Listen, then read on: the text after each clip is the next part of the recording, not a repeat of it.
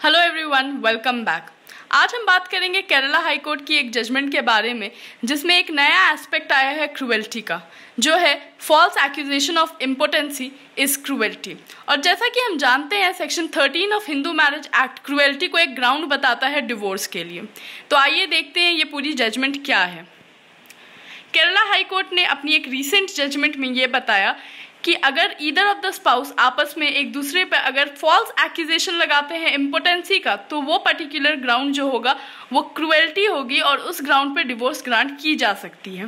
Kerala high court ने अपनी एक जजमेंट में जो 7 जून 2021 को आई उसमें ये बताया that casting aspersions of impotency or erectile dysfunction by one spouse against other in matrimonial proceeding will constitute cruelty। इस केस में पार्टी नेम नहीं डिस्क्लोज है। ज़्यादातर ऐसे केसेस में पार्टी नेम नहीं डिस्क्लोज किए जाते हैं प्राइवेसी के एस्पेक्ट से। तो इसमें यह बताया गया है कि अगर कोई एक दूसरे पर हस्बैंड वाइफ एस्पर्शंस कास्ट करता है इम्पोटेंसी या एरेक्टाइल डिस्फंक्शन को लेके, तो वो क्रूएल्टी होगा और ये ग्राउंड्स ऑफ डिवोर्स के लिए बिल्कुल एलिजिबल होगा। The appeal was filed by the appellant husband, represented by Advocate N.K. Subramaniam, against the order of the Family Court, Thirusar. The respondent had accused the appellant of suffering from erectile dysfunction and sexual incapacity in her written statement, which was contradicted due to lack of evidence on the part of the respondent.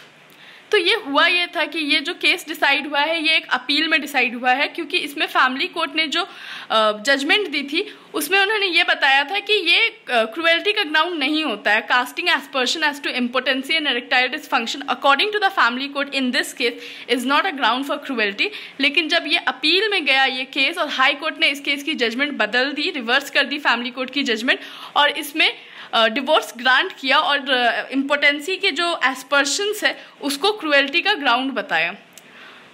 A division bench headed by Justice A. Muhammad Mushtaq and Justice Kausar Eda Pagat held that unsustainable accusation and character assassination in a written statement would constitute mental cruelty. The marriage between the appellant and the respondent has been declared to be dissolved. तो division bench थी, दो जजेस की bench थी जिसमें इस particular ground को cruelty बताते हुए डिवोर्स ग्रांट की गई उस कपल को।